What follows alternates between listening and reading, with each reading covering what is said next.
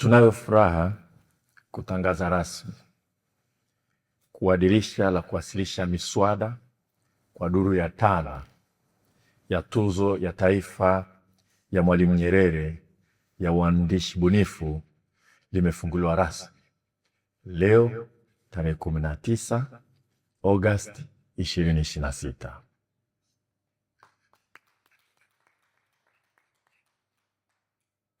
Profesa Penina Mlama huyu hapa, ambaye ni mwenyekiti wa kamati huru ya tuzo, atatoa maelezo zaidi ya namna ya kuwasilisha miswada na mchakato mzima utakavyoendelea. Washindi wa tuzo hii watatangazwa rasmi na kupewa tuzo yao tarehe 13 mwezi wa 4 mwaka 2027, ambayo ni siku vile tunayokumbuka siku ya kuzaliwa ya Mwalimu Julius Kambarage Nyerere mwaka 1922. Mshindi katika kila nyanja atapewa zawadi ya shilingi milioni 10 na kitabu chake katika nyanja hiyo kitachapishwa na kusambazwa kwa gharama ya serikali.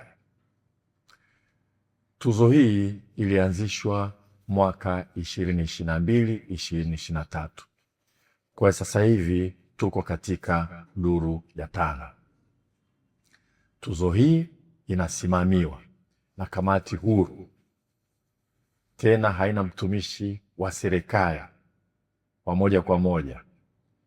Kamati huru inayoongozwa na Profesa mahiri sana, icon katika uandishi bunifu Tanzania, Profesa Penina Mlama kama mwenyekiti huyo hapa, na wajumbe wengine ni pamoja na Dr. Aikande Kwayu vile pale, pamoja na Profesa Ali Mcharazo yuko hapo, Bi Esther Mgodo huyu hapa, na Dr. Salma Hamad huyu hapa.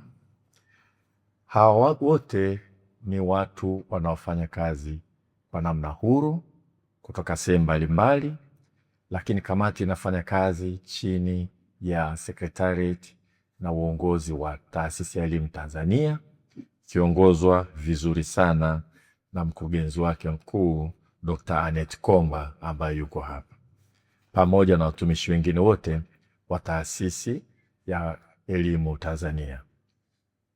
Malengo ya kuanzisha tuzo hii ni pamoja na kukuza Kiswahili.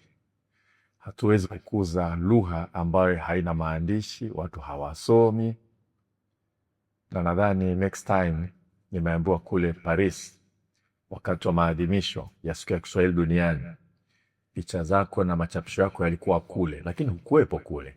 Kwa nadhani next time tutajitahidi swala hili la tuzo ya Mwalimu Nyerere tupeleke huko duniani watu waweze kulielewa. Kwa sababu ya kwanza ni kukuza lugha yetu ya Kiswahili, kuweka kwenye maandishi. Ya pili ni kuchochea uandishi na kuhamasisha uandishi. Kabla haijaanzishwa tuzo hii, ukiongea na watu wanasema unaandika mswada wako, una uprint, sio kuchapisha, una uchapa. Yani you print instead of publishing. Alafu unajaribu kusambaza, hata hailipi kwa sababu na ununuzi wa vitabu ulikuwa ni mdogo sana. Kwa serikali imeingia kati na kuweka vivutio hivyo kuhakikisha kwamba waandishi wanapata fursa ya kuandika na wanaweza kutambulika na kuadhimishwa kitaifa, to be celebrated nationally, kwa kazi kubwa ya waandishi, kama ambavyo nchi zote zenye utamaduni, civilized countries, zinavyoadhimisha na kucelebrate waandishi wao na waandishi bunifu.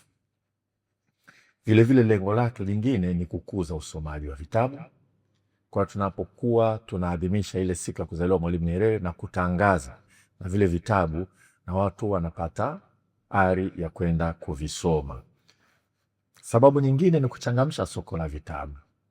Wakati tunaanzisha tuzo hii, ilianza baada ya majadiliano na wenye makampuni ya kuchapisha vitabu hapa Tanzania, ambao wengi walikuwa na karibia kufunga kwa sababu kulikuwa hakuna biashara ya kuchapisha vitabu, hailipi faida. Waliopo wanajikongoja na wanafanya kwa mapenzi na mahaba ya vitala.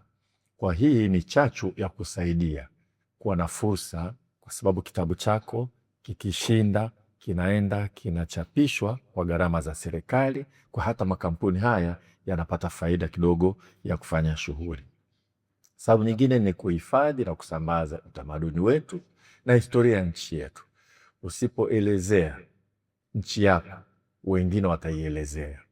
Na nchi hizi zinaelezwa kwa maandishi ya aina mbalimbali, lakini kazi za fasihi, uandishi bunifu unachangia sana kuelewa nchi inavyokwenda na historia yake. Wote tuliosoma Ngugi wa Thiong'o, The River Between, unajikuta unaelewa sana utamaduni wa Kikuyu kwa sababu ya maandishi yale na utamaduni ule. Na ukisoma vitabu vingine, kwa mfano Chinua Achebe, unajihisi unaelewa zaidi Nigeria na Wayoruba kwa sababu unasoma historia ya kule. Sisi tunahitaji kuwa na vitabu vingi vya Tanzania ambavyo vinaelezea muktadha wote ule ambao mwandishi atafanya, lakini atakapofanya mara nyingi atajikuta anaelezea na kurudia kuzungumza kuhusu utamaduni wetu kama Tanzania na historia yetu. Kwa hiyo tutakuwa tunafanya kazi ya kusambaza.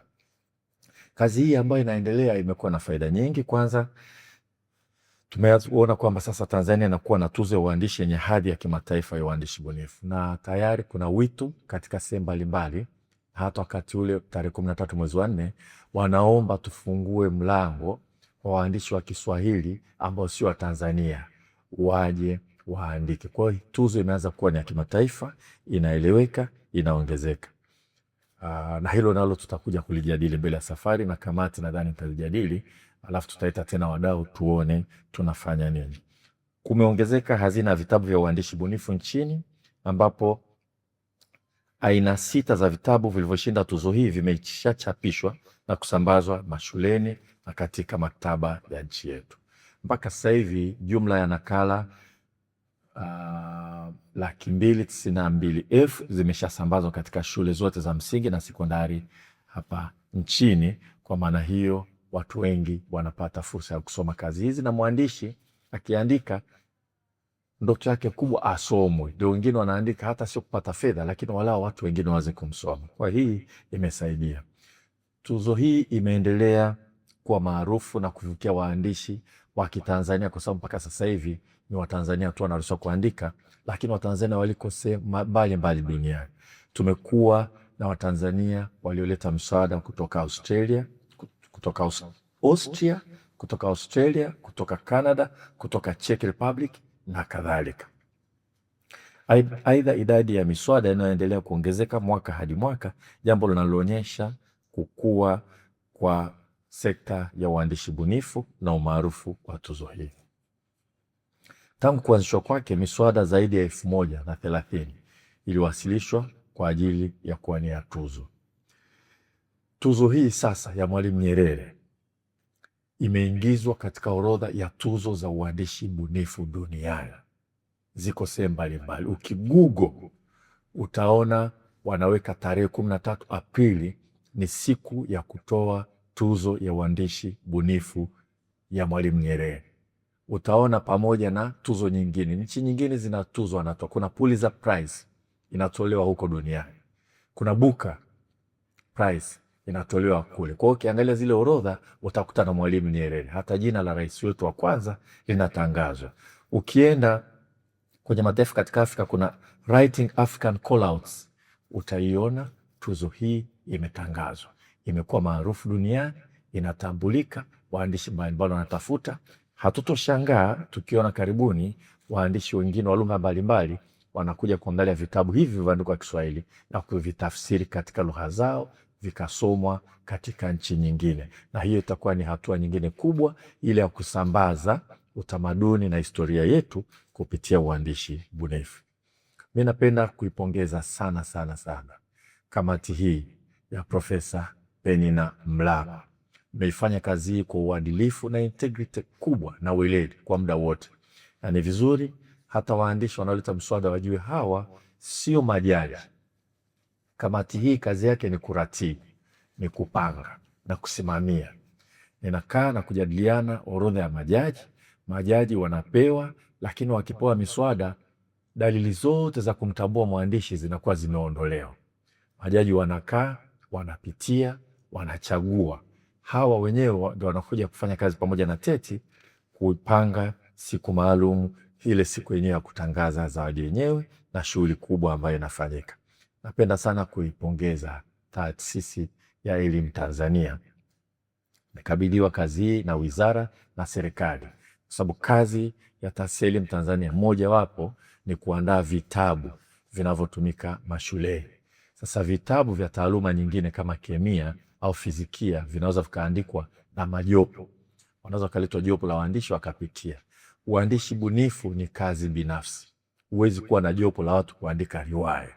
Kwa hii ni njia mojawapo inayotumika sasa hivi na Taasisi ya Elimu Tanzania kuhakikisha kwamba tunakuwa na idadi kubwa, kapu kubwa la vitabu vya uandishi bunifu, ili uko mbele wakati wa kuchagua vitabu vya kutumia mashuleni tunakuwa na uwanda mpana zaidi wa kuchagua.